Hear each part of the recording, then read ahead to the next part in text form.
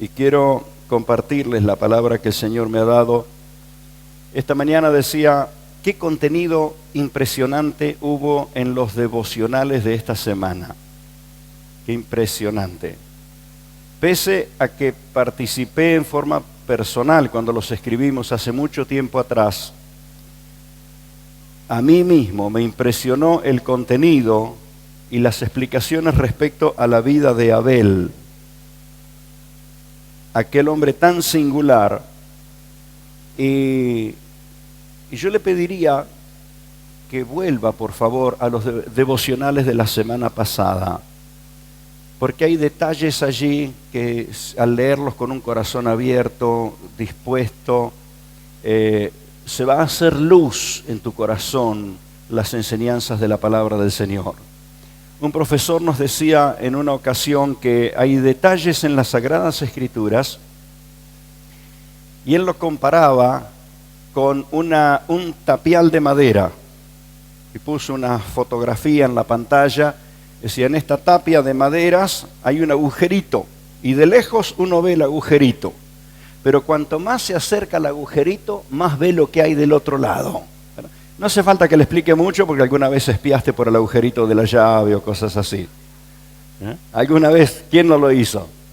Ir a espiar, ¿verdad? Que cuanto más te acercas al agujerito, más ves de lo que hay en otro lado. Bueno, hay detalles en las Escrituras, textos, palabras, acontecimientos, que cuanto más nos acercamos a ellos, más descubrimos lo que hay del otro lado. La enseñanza que hay en esa historia, que puede llegar a pasar desapercibido, porque de Abel hay muy pocos relatos, pequeños relatos en las Escrituras, pero es como ese agujerito en el tapial. Cuanto más te acercás, más ves lo que hay en otro lado. Y Hebreos capítulo 11, porque estamos introduciéndonos desde hace ya varios días, caminando en la vida de los destacados de la fe, de quienes tenemos muchísimo que aprender, mucho consejo que recibir, mucha inspiración. Y entonces, ¿por qué no leer capítulo 11 desde el versículo 1? Es pues la fe certeza de lo que se espera, la convicción de lo que no, la convicción de lo que no se ve. Es esa experiencia de acercarse a la palabra del Señor y ver lo que nadie ve. Ni nosotros lo vemos si no nos acercamos. Y por eso tenemos convicción.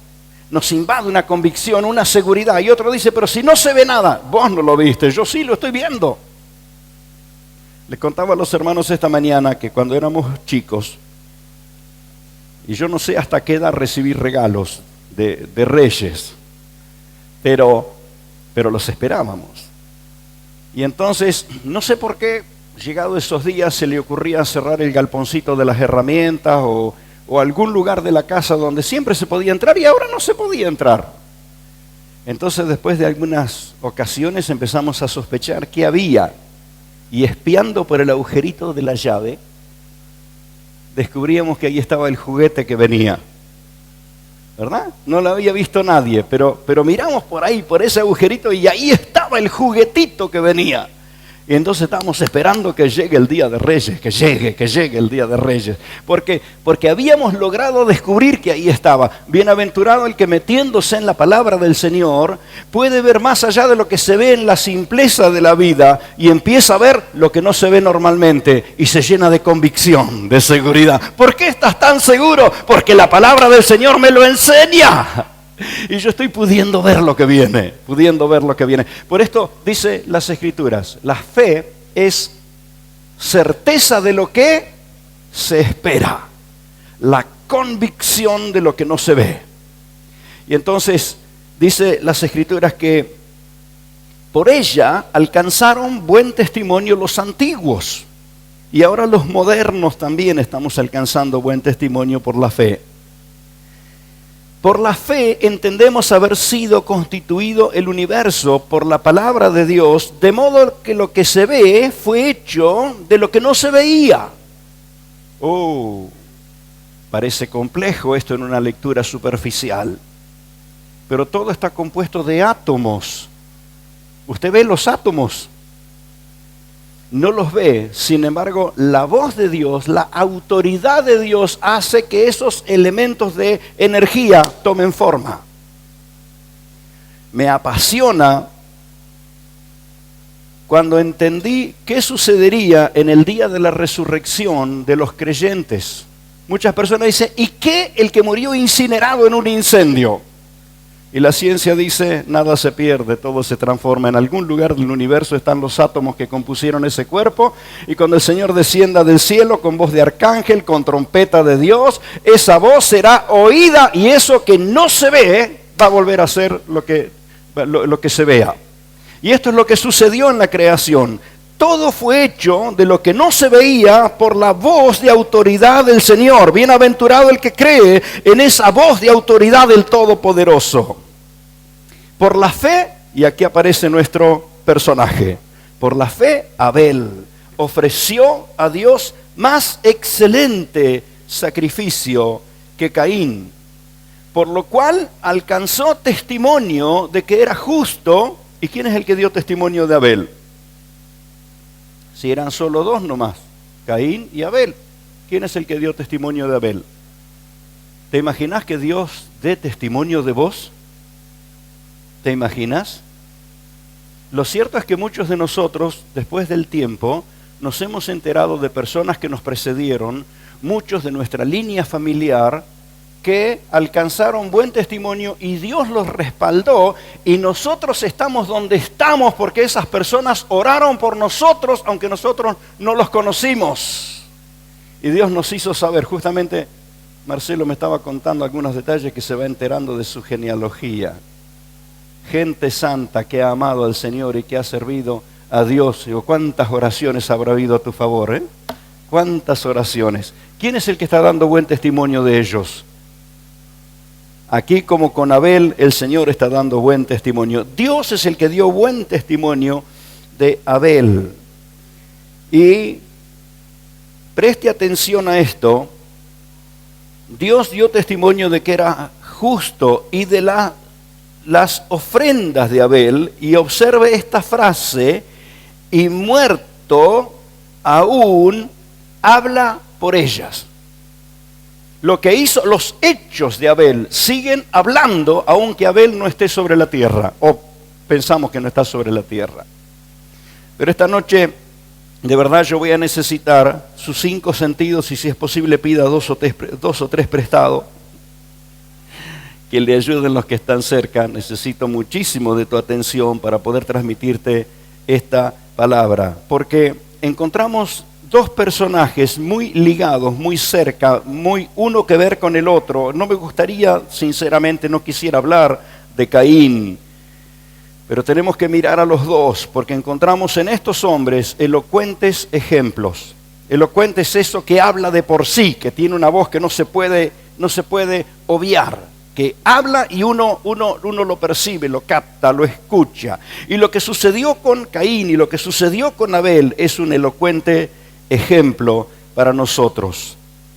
Las tendencias en uno y en otro se manifestaron muy pronto.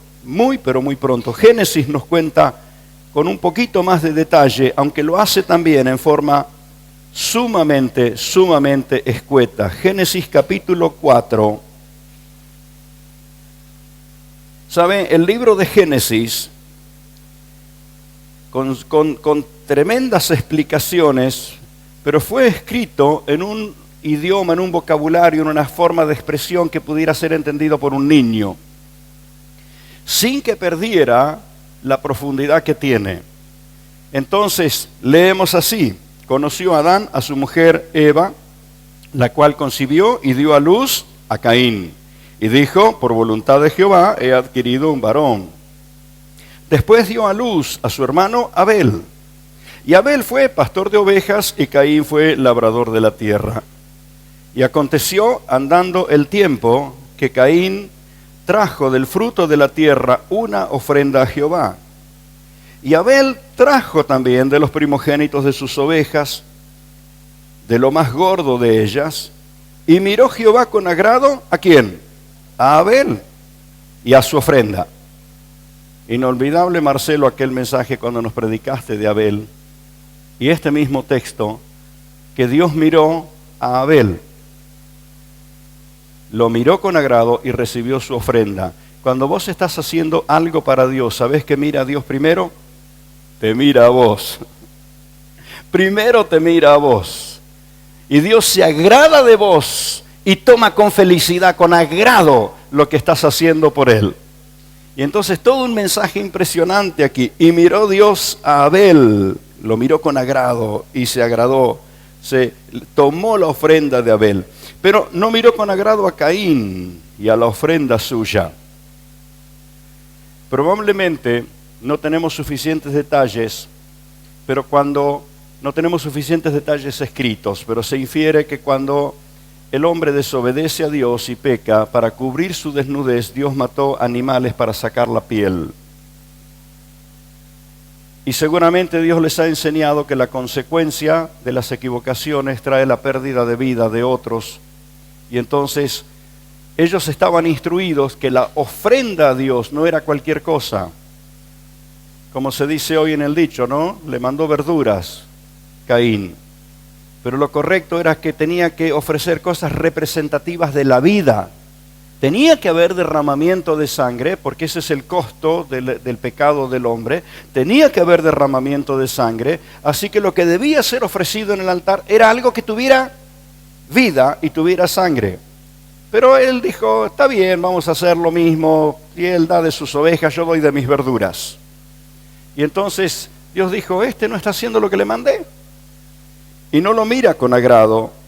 Y entonces Caín se pone mal y se le decae el semblante. Entonces dijo Jehová a Caín, ¿por qué te has ensañado? ¿Por qué está decaído tu semblante? Porque cuando uno se amargó por adentro, se enojó, se llenó de envidia, se cargó de ira, se le va a notar en la cara. Para quienes buscan dónde está el secreto de vivir rejuvenecido, mire este pasaje. Las iras, las broncas, las envidias, los celos, todo que un ser humano lleva por adentro, no se lo saca ni con la crema más moderna. Y dice Proverbios que el corazón alegre hermosea el rostro. ¿No? Por eso soy tan lindo, yo estoy feliz, estoy alegre. Pero cuando se me apaga el corazón se oscurece hasta la familia, la casa también. Entonces Caín, cuando vio que Dios tomó con agrado lo de su hermano y lo de él no, se ensañó y comenzó a cultivar pensamientos de perversidad. Y Dios le dice, si bien hicieres, ¿no serías enaltecido? Y si no hicieres bien, ¿no le suena conocida esta frase? El pecado está a la puerta. Con todo eso tú te enseñorearás de él. ¿No le suena conocida esta frase? Está a la puerta. ¿Quién es el que dijo, estoy a la puerta y llamo? Mientras el hombre estuvo en comunión con Dios, el que estaba afuera, en la puerta, esperando, era el mal. Pero cuando el hombre abrió la puerta y dejó entrar el mal, el que está ahora en la puerta llamando y esperando es nuestro Redentor. Por eso Jesús dijo, yo estoy a la puerta y llamo. Miren, estos cortos versículos, en estos cortos textos, usted va a encontrar frases que tanto aparecieron en el Evangelio. Un poco más adelante encontramos a Lamec diciendo, si Caín fuere vengado 7 veces, yo seré vengado 70 veces 7. ¿Recuerda esa frase? Él la usó en el sentido de venganza, pero Jesús redimió esa frase y dijo que había que perdonar 70 veces 7. Así que ahí en el Génesis, en los inicios de las Escrituras, están estos conceptos que luego aparecen en el Evangelio, aparecen redimidos, aparecen utilizados por Jesús, direccionados en otro sentido. Entonces el Señor le dice, Caín, el pecado está a la puerta. Vos tenés la llave, vos decidís si le abrís la puerta o no le abrís. Vos decidís si le das lugar o no le das lugar. Y si le das lugar, sabés qué es entonces lo que va a suceder. Y con toda la advertencia que Dios le da, dijo Caín a su hermano Abel: salgamos al campo, vamos a dar una vuelta, tengamos alguna conversación de amigos, de hermanos. Y aconteció que estando ellos en el campo, Caín se levantó contra su hermano Abel y lo mató. Porque el que no ofrece la sangre del sacrificio va a ofrecer la sangre del crimen. El que no está dispuesto a sacrificarse en obediencia para honrar a Dios va a ofrecer la sangre ajena. Y esto es lo que hizo Caín: mató a su hermano. Y no solamente lo mató, sino que de alguien tenía que haber aprendido Pilato, ¿verdad? Y Jehová dijo a Caín: ¿dónde está tu hermano? ¿Y sabe qué respondió él? No sé. ¿Escuchaste esto alguna vez? No sé. Es más, ¿lo dijiste alguna vez? No sé. Y añade, cuando Dios le pregunta: ¿dónde está tu hermano? Él dice: no sé, y se justifica, dice: ¿soy yo acaso guarda de mi hermano? Yo me tengo que preocupar por él, ya él es grandecito, él sabe lo que tiene que hacer. Él está argumentando para ocultar su pecado, para ocultar su crimen. Pero fíjese lo que Dios le sigue diciendo. Y él le dijo: ¿qué has hecho? Preste atención a esto. La voz de la sangre de tu hermano clama a mí desde la tierra. Quiero que tenga presente este concepto, que la sangre habla. Esto es lo que leíamos en los boletines en esta semana. El domingo pasado en la mañana tomé un largo rato para hablar de este concepto. Hermanos, nuestra tierra, nuestra querida tierra argentina, está manchada de sangre por donde usted vaya. Por donde usted vaya. Sangre de los nativos, sangre de los extranjeros, sangre de los inocentes, sangre por todos lados. Y cuando leo aquí que Dios oye desde los cielos el clamor de la sangre sobre la tierra, le aseguro que lo tomo muy, pero muy en serio. Muy, pero muy en serio. Y Dios le dice: mira, Caín, no te me hagas el ingenuo, no te hagas el sordo, no te hagas el distraído, porque yo estoy escuchando la sangre de tu hermano que clama a mí desde la tierra. Y uno puede imaginar qué estaría pidiendo la sangre del inocente Abel. ¿Qué estaría pidiendo? Estaría pidiendo que Dios lo vengase de ese crimen. Pero me apasiona cuando leo en el libro de Hebreos, capítulo 12, del libro de Hebreos. Venga conmigo. Hebreos 12, versículo 22, dice: sino que os habéis acercado al monte de Sión, a la ciudad del Dios vivo, Jerusalén la celestial, a la compañía de muchos millones de ángeles, a la congregación de los primogénitos que están inscritos en los cielos, a Dios, el juez de todos, y a los espíritus de los justos hechos perfectos. Os habéis acercado a Jesús, el mediador del nuevo pacto. Y si quiere usar la palabra que está en el texto o poner otra palabra, de pronto le es más claro. Si en vez de usar la palabra rociada, usa el término sangre derramada o sangre esparcida. Os habéis acercado a esa sangre que fue derramada, que habla mejor que la...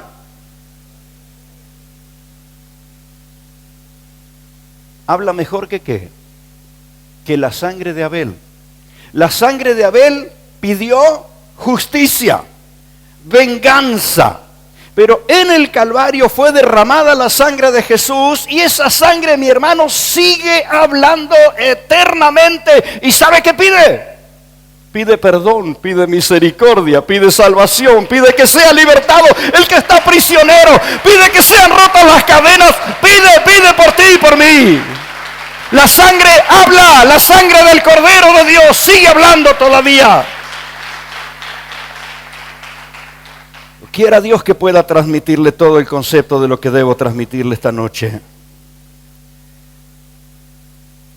Decíamos en días atrás una explicación que trato de ser lo más ágil y rápido posible.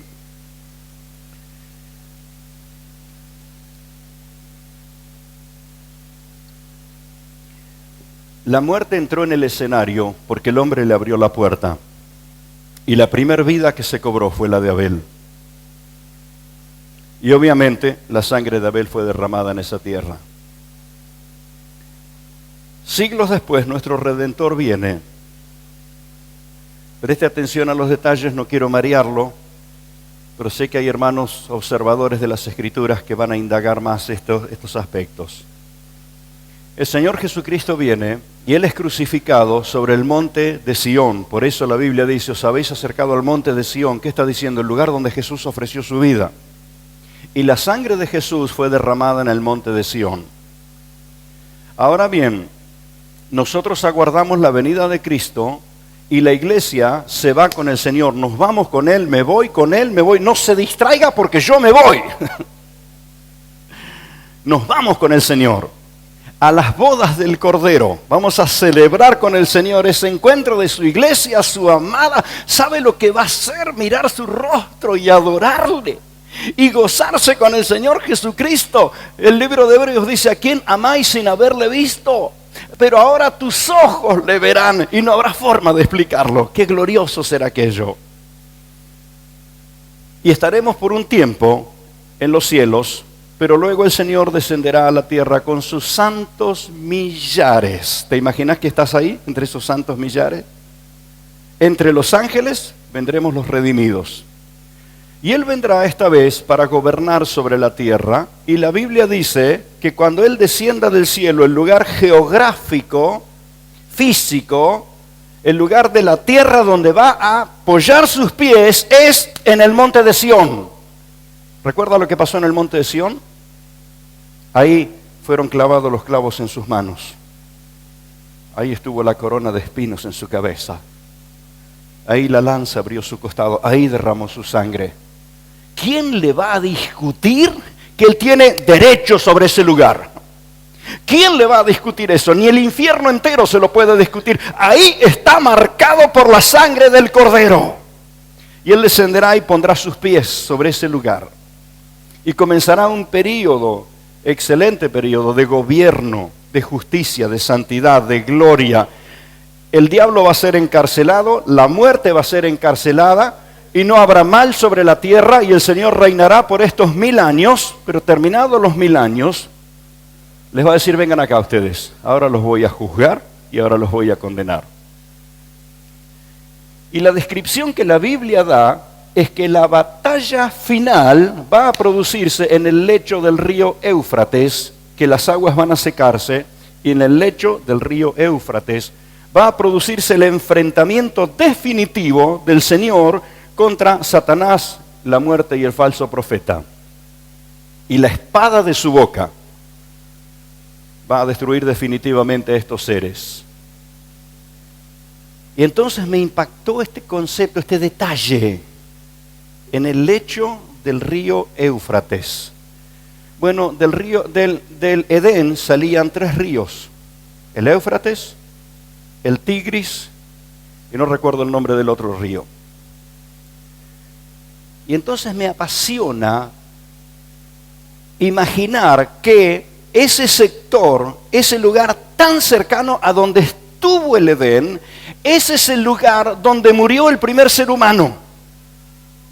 Y cuando la Biblia dice que la sangre habla, yo le aseguro que hasta ese día la sangre de Abel derramada en ese lugar todavía espera justicia. Y en el lugar donde el Señor pagó el precio, Él descenderá e irá a donde la muerte mató al primero. Y le dirá, vení para acá. La va a juzgar y la va a arrojar definitivamente al abismo de donde nunca debía haber salido si el hombre no le abría la puerta. Bienaventurado el que entiende esto. Tengo confianza que el Espíritu Santo le ayudará a entender esta verdad. Nosotros enfrascados en el día que vivimos, nos cuesta entender lo amplio de lo eterno. Pero el Señor descenderá del cielo para gobernar. Dará evidencias de un gobierno de perfección y finalmente irá a donde el mal se metió en la tierra, lo va a juzgar y lo va a condenar definitivamente al abismo. Ese es nuestro Señor. Oh, gloria a Dios, gloria a Dios.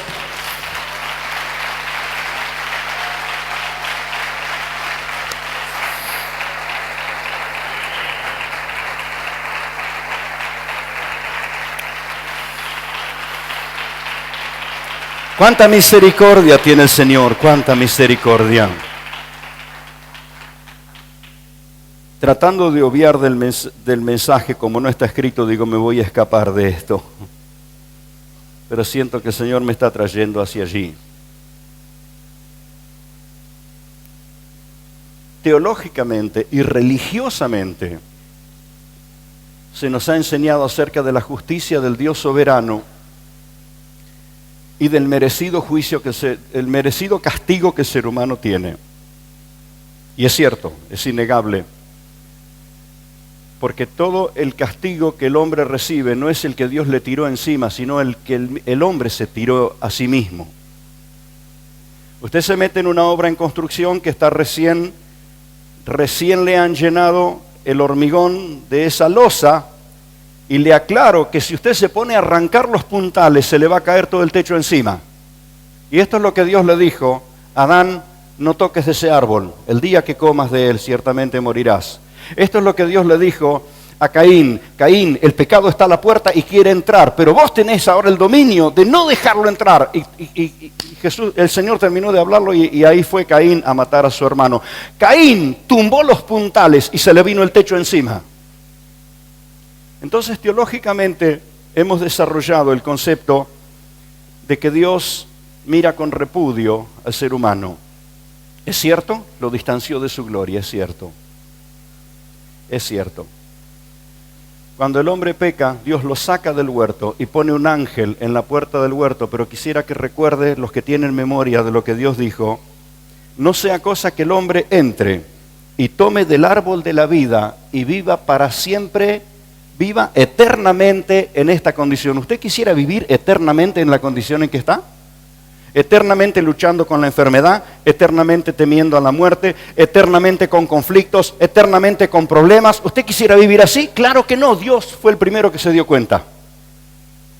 Y dijo: no sea cosa que coma del árbol de la vida y viva eternamente. Dígame si eso no es un acto de misericordia.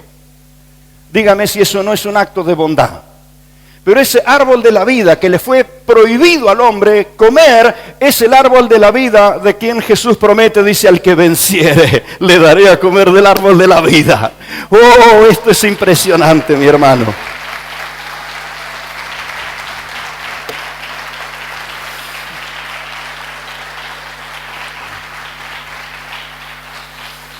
Y Dios lo tiene que apartar de su gloria. Lo tiene que apartar. Porque el hombre pierde la condición de poder estar delante de su gloria.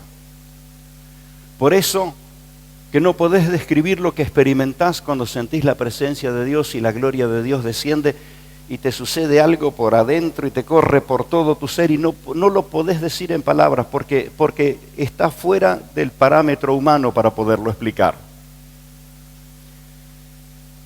Y siempre lo vimos y lo explicamos como que ese rechazo de Dios al hombre que ha creado lo saca así como repugnado de él.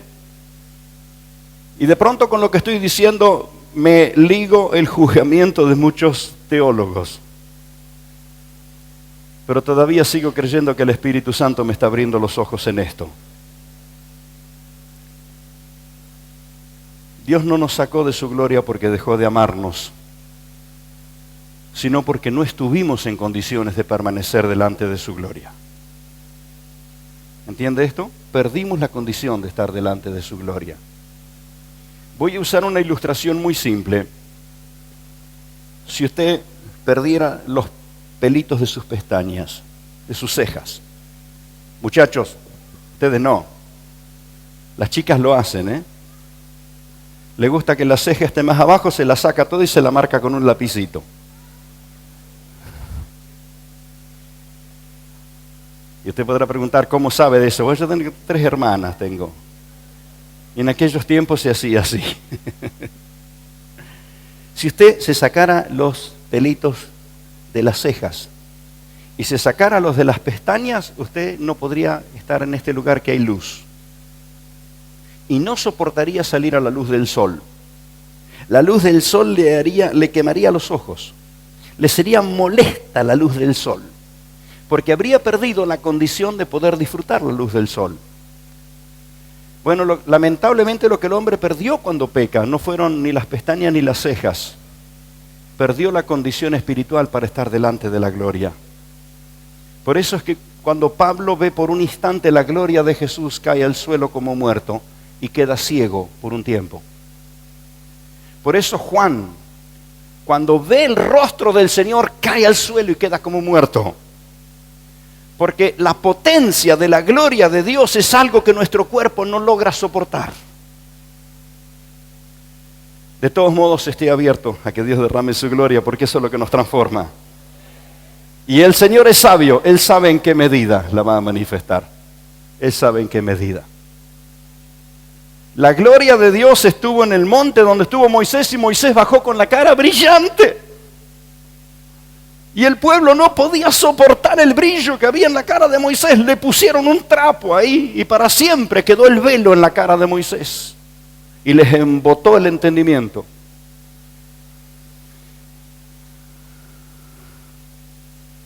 Dios nos apartó de su gloria para no fulminarnos. ¿Entiende eso? Y eso es a donde Jesús quiere llevarnos de vuelta. Por eso nos limpia con su sangre, nos perdona los pecados, nos corrige, nos enseña, nos prepara. El Espíritu Santo está preparando a la iglesia para encontrarse con su Señor y ver su rostro cara a cara sin que nos fulmine. ¿Cuándo se perdió todo esto? ¿Cuándo? ¿Por qué razón en la oración del Padre Nuestro la primera petición que Jesús menciona allí, venga tu reino? La pregunta es, cuando Dios creó, cuando Dios hizo la creación, cuando Dios hizo al hombre, ¿quién estaba reinando? Toda la creación y la creación del hombre fue hecha bajo el reino de Dios. Dios estaba reinando. Entonces la pregunta es, ¿en qué momento se cortó el hilo? ¿En qué momento se me cortó el cable y quedé al oscuro? ¿En qué momento su reino dejó de estar con toda su manifestación sobre la tierra? Fue en el momento que Adán y Eva desobedecieron. Fue en el momento que Caín le abrió las puertas a la muerte, porque es la primera persona que muere sobre la tierra. Adán y Eva le abrieron la puerta a la desobediencia. Caín le abrió las puertas a la muerte. Entonces el reino de Dios se mantuvo distante. Por eso Jesús viene y dice, anúncienle a la gente que el reino de los cielos está cerca. Por eso nos enseñó a nosotros a pedir, venga tu reino, venga tu reino. Esto es el proceso inverso. El pecado nos alejó, pero el Redentor nos acercó a esa gloria que el hombre perdió. Bienaventurados los que aman la gloria del Señor, aman la presencia del Señor. Hacia esto nos lleva el Señor. Bueno, me meto al mensaje, si no usted dice cuándo va a predicar lo que va a predicar.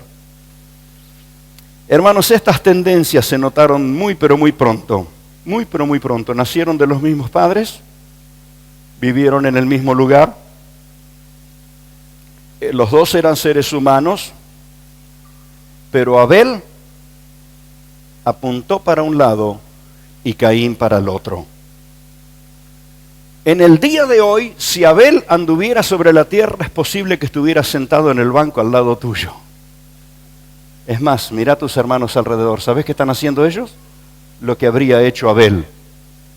Estar en la casa del Señor para glorificar su nombre. Estar donde la presencia de Dios está. Rendirse ante el Señor. Buscar a Dios con toda su fuerza. Mi amado, lo que estás haciendo esta noche es lo que Abel hubiera hecho si estuviera en estos días. Él se habría presentado en el altar para dar gloria al Señor. ¿Cuántos Abel hay acá esta noche? Que buscan el rostro del Señor. Gloria a Dios. Alabado sea su nombre. Una generación que busca a Dios, gente que tiene así esa actitud de Abel. Y le ofrece a Dios su adoración, y le ofrece al Señor su ofrenda, y le ofrece al Señor su vida. Me apasiona ver esta historia. Ambos nacen de los mismos padres, pero la cosa se define muy pero muy pronto. Y sinceramente no quisiera hablar de Caín, porque Caín es el primer homicida. Caín es el que le abrió la puerta a la muerte. Y quiero decirte, vos y yo vamos a estar ahí el día que el Señor juzgue a la muerte. Y no va a andar con una guadaña en el hombro así como la pintan.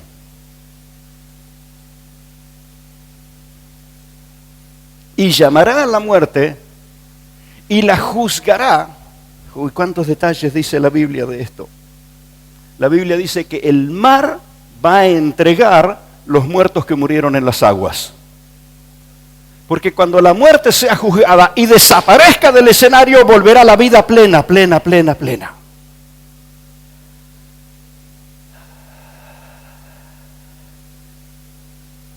¿Sabe quién es el culpable de que entre la muerte sobre la tierra? ¿Ya tiene el nombre? Se llama Caín. Se llama Caín. Caín es el que le abrió la puerta. Por eso el Señor le dijo, el pecado está delante de la puerta, pero vos tenés la autoridad para rechazarlo. Vos tenés la capacidad de rechazarlo. Y al versículo siguiente, le abrió la puerta y fue y mató a su hermano. ¿Por qué mencionarlo a Caín? Sinceramente no me gusta. Pero lo cierto es que todos tenemos un poquito de Caín. Todos tenemos un poquito de Caín. No voy a pedirte que levantes la mano ni digas amén. En los conceptos de justicia se dice que nadie tiene que delatarse a sí mismo, así que no te voy a pedir que digas amén ni que levantes la mano. Pero ya a esta altura de la vida nos hemos dado cuenta que tenemos una cuota de Caín. A veces se nos amarga el corazón, se nos demuda el rostro. A veces toma como una especie de efervescencia el odio, la envidia. Caín, homicida. Caín, un obstinado. Y estos días, cuando miraba la vida de estos hombres, veía esto que es innegable. Cuando el corazón está cerrado, no hay palabras que le alcancen. Y si tuviera que ver solo con Caín, en esa parte de la historia, ¿por qué predicarlo acá? Pastor, ¿por qué predica esto ahora si Caín ya no está? ¿Quién te dijo que no está? Estos días cuando andes cabalgando en la actitud de Caín, acordate, ¿por qué la advertencia a tiempo? Acordate, porque esta palabra no viene para condenarte, viene para advertirte, para avisarte a tiempo. Caín quiere manifestarse a través tuyo. Y para un obstinado, para uno que tiene el corazón cerrado, no hay palabras que le alcancen. Ni la predicación, ni el consejo, ni la oración, ni el abrazo, ni la ayuda de nadie. Cuando el corazón está cerrado y no va a oír ni siquiera la voz de Dios. Y esto es lo que hizo Caín. Esto es lo que hizo. Me sorprendía que la Biblia registra más diálogo de Dios con Caín que con Abel. Hay más versículos, no se registra una conversación, un diálogo de Dios, el Padre, con Abel, pero sí se registra diálogo de Dios con Caín. Y me llamó la atención que el diálogo de Dios con Caín es antes de que Caín peque y después que Caín haya pecado. Y no me costó entender la primera parte, que Dios viene para advertirlo y le dice, ojo Caín, te vi en tu cara lo que está pasando en tu corazón, cambia de actitud. ¿Cambia de actitud? No. Dios tampoco cambió de actitud, lo siguió buscando. Y eso me muestra por las claras una cosa. Caín, aunque te hayas equivocado, Dios viene a tu encuentro otra vez. Dios te sale al encuentro otra vez. Dios no se olvida del que pecó, porque Dios no quiere la muerte de ninguno. Dios no se asocia con la muerte. Dios no quiere que ninguno perezca, sino que todos procedan al arrepentimiento. Y no viene diciéndole, vení acá, asesino, que yo te vi que mataste a tu hermano. Viene y le dice, ¿dónde está tu hermano? No sé. ¿Acaso soy yo guarda de mi hermano? Y se esconde detrás de ese argumento hasta que Dios le tiene que decir una verdad que necesitamos nosotros tenerla presente, hermano, muy pero muy presente. Dios dice, yo escucho la sangre de tu hermano que clama a mí desde la tierra. Yo escucho la sangre de tu hermano. ¿Qué habrías hecho vos en lugar de Caín? ¿Qué debía haber hecho yo en lugar de Caín? Cuando Dios te desnuda de esa manera, Y te dice: lo que me estás ocultando, lo que no querés confesar, yo lo sé muy bien. ¿Qué otra cosa harías que tirarte de rodillas y decir: perdóname, Señor, perdóname, Señor, perdóname? Por eso que los que se arrepienten dejan de ser como Caín. Pero el que se cierra, el que se obstina, y el Señor le advierte: te vas al infierno, y dice: me voy al infierno, pero no me arrepiento, están en la actitud de Caín. Entonces, ¿por qué esta palabra esta noche? ¿Por qué hablar de esto? Amado, la persona que está obstinada, el obstinado está ciego y no le alcanza ni la voz de Dios. No le alcanza ni la voz de Dios. Por eso quiero decírtelo en esta noche: cuando descubrís que tu corazón está obstinado por algo, reacciona a tiempo, por favor. El mal que vas a cometer está afuera, está esperando que le abras la puerta y decirle: no te abro nada la puerta. Esta mañana estaba presente aquí en el culto una hermana. Me tomé la libertad de mencionarlo. No recuerdo su nombre, pero recuerdo cómo fue su conversión. Estábamos en la campaña en Juan José Paso y Colombia, hace muchos años atrás, cuando éramos jovencitos y flaquitos. Osvaldo tenía el pelo rubio y yo lo tenía oscuro. Los pocos que nos quedan ahora están blancos, hace muchos años. Y una mujer pasó en su moto hacia allá y volvía para acá a la misma velocidad, y vio la campaña y se detuvo y entró en la reunión, y Dios la abrazó, y ella empezó a escuchar el mensaje del Evangelio y se arrepintió y entregó su vida a Jesús. Una hermana nuestra esta mañana estaba aquí en el culto, y cuando la consejera le fue a atender y llevarla a Cristo y tomar su nombre para seguir orando por ella, esta mujer le contó: alguien la había defraudado, la había herido, la había lastimado, y ella fue con su moto hasta su casa y buscó su arma y venía para ejecutar la venganza. Volvía a toda velocidad para buscar a aquella persona y ultimar su vida a tiros. ¿No era el espíritu de Caín? Pero llegó al lugar de la campaña. Por eso quiera el Señor que estos días allí en Las Flores ocurra lo mismo, aquí en Provincias Unidas ocurra lo mismo, allí sobre Boulevard Segui ocurra lo mismo, en la cancha de Central Córdoba ocurra lo mismo, que muchos abandonen el espíritu de Caín. Y aquella mujer sacó su arma de la cartera, la descargó, sacó las balas y le entregó el arma a su consejera. No se obstinó. Ella hubiera asesinado a alguien, le hubiera quedado la marca para toda la vida. Habría cumplido los años con la justicia detrás de una reja, pero nunca se hubiera sacado la carga de haber matado a alguien. Y que hubiera sangre derramada en el suelo, diciéndole a Dios: ella me mató. Porque alcanzó a escuchar la voz de Dios. Qué lindo cuando un corazón se abre con sensibilidad.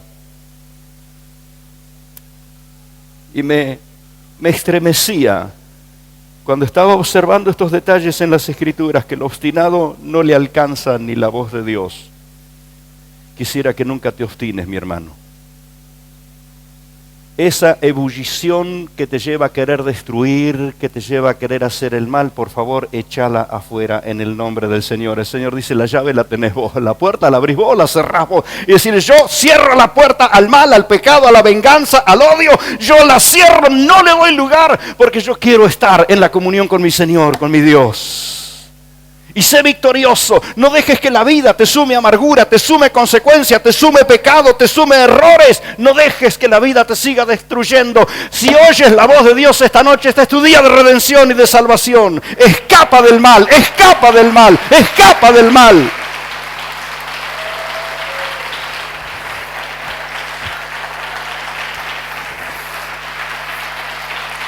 Glorioso Dios. Por alguna razón el Espíritu Santo ha querido que hablemos de Caín. Yo no lo quisiera de miembro en la iglesia, Caín. Yo no lo quisiera acá adentro. No, a ver si me mata algún hermano. Me quedaría toda la vida hablando de Abel. Porque Abel me hace saber esto, que en una relación profunda las palabras sobran. Por eso no aparece diálogo. Probablemente el único diálogo era diciéndole Dios a Abel, como te dice a vos y a mí, cuando Dios nos dice, te amo. Te amo. Y nosotros le decimos, te adoro. Te adoro. Y Dios dice, te amo. Y nosotros le decimos, te adoro. ¿Cuántas palabras hizo falta ahí? ¿Cuántas palabras? ¿Cuántos le dicen al Señor, te adoro, Señor, te adoro, Señor? Porque han descubierto que Dios te dice, te amo, te amo, te amo. Bienaventurado el que descubre que Dios lo ama. Y el diálogo es muy cortito. El te amo de Dios y el te adoro de tu parte. ¿Te das cuenta? En una relación de profundidad no hace falta tantas palabras. Nadie tiene que convencer a nadie. La cosa está muy, pero muy clara. Y así era la relación de Abel con Dios. Un adorador, un adorador. Seguro que si Abel estuviera en Rosario estaba presente aquí para adorar a Dios esta noche. La profundidad de ese vínculo con Dios se vio en la adoración de Abel, se vio en la fidelidad de Abel.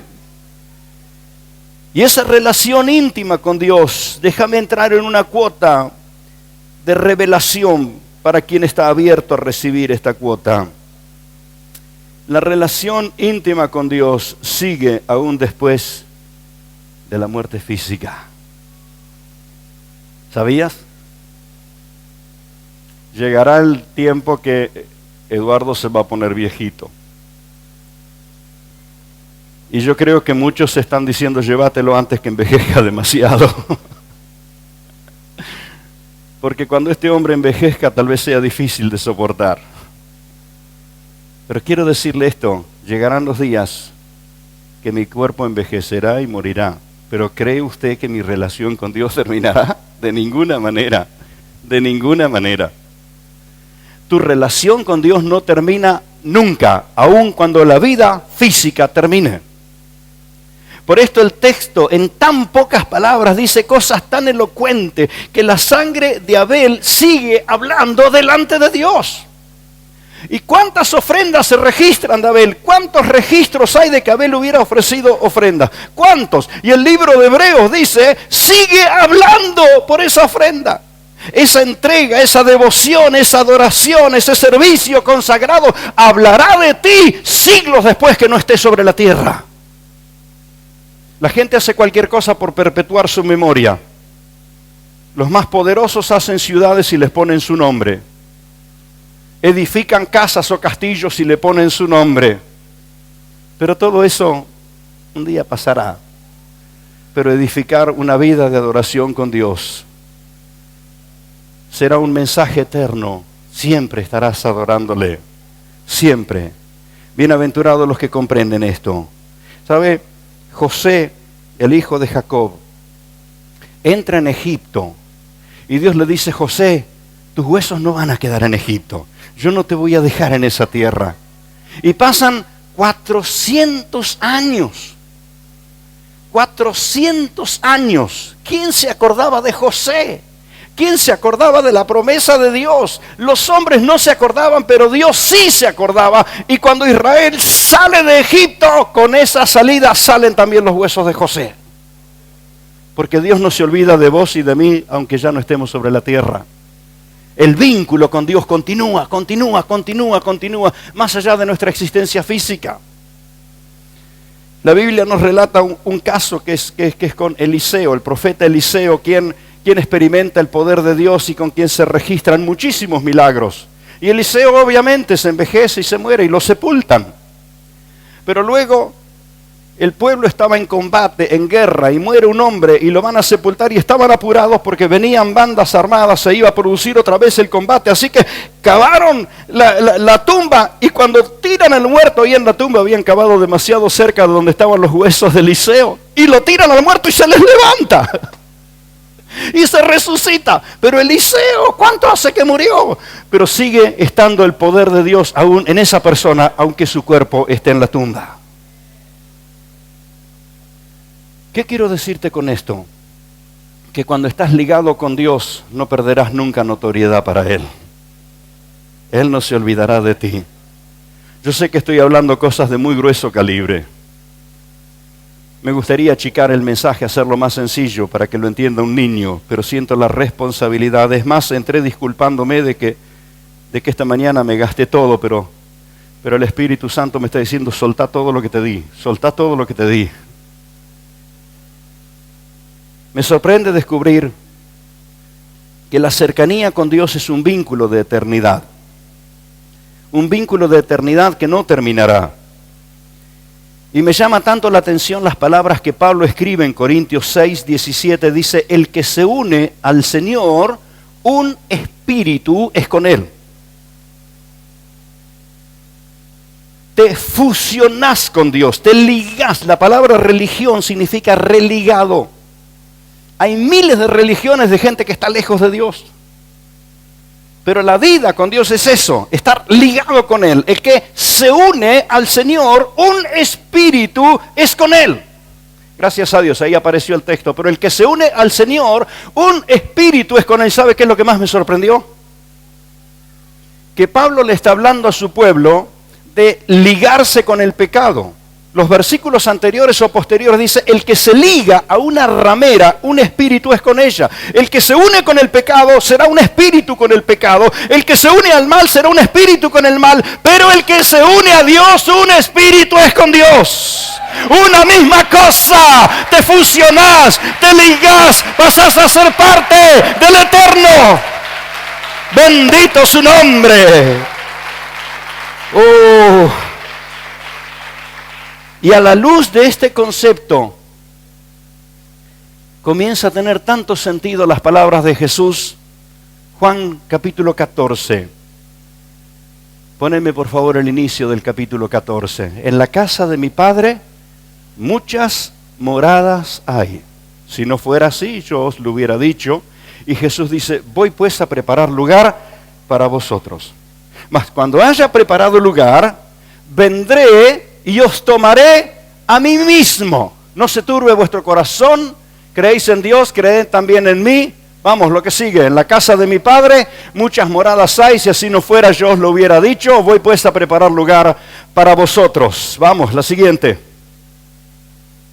Ahí estamos, gracias a Dios. Y si me fuere y preparar el lugar, vendré otra vez y os tomaré.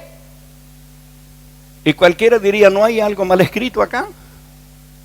Os tomaré a mí mismo. Como si Jesús dice, voy y me agarro yo mismo. Pero ¿no será que hay un error de traducción? Absolutamente no. ¿Sabes quién es el cuerpo de Cristo? ¿Sabes quién es el cuerpo de Cristo sobre la tierra?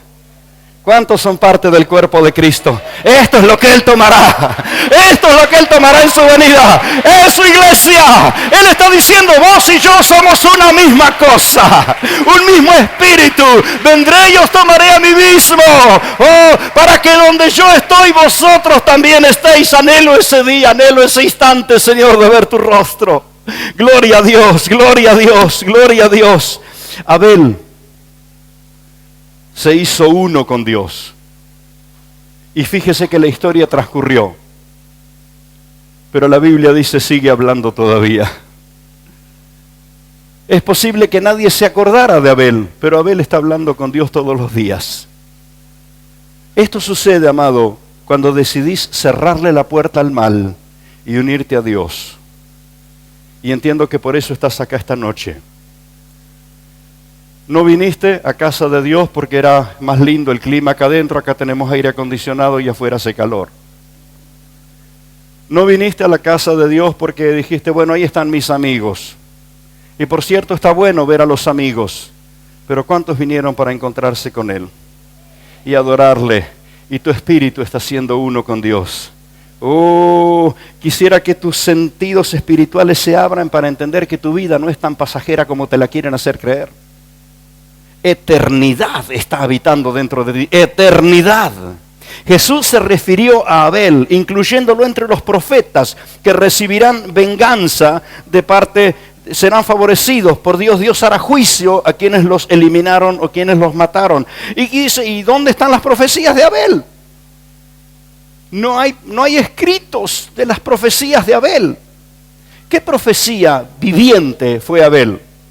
Fue el inocente muriendo en manos de los impíos? ¿Quién es el que murió? ¿Quién es el inocente que murió en manos de los impíos?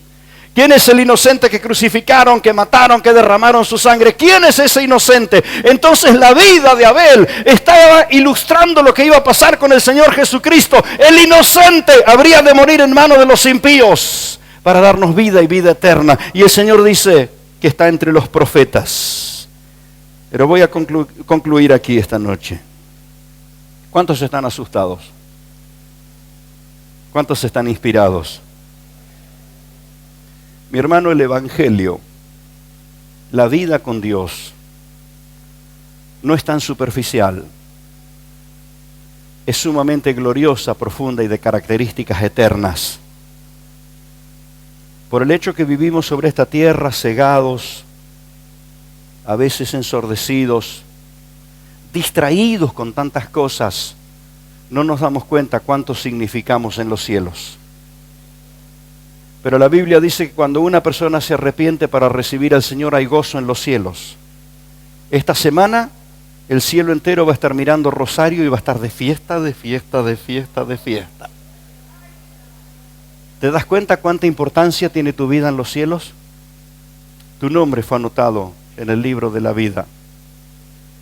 A veces las presiones del diario vivir,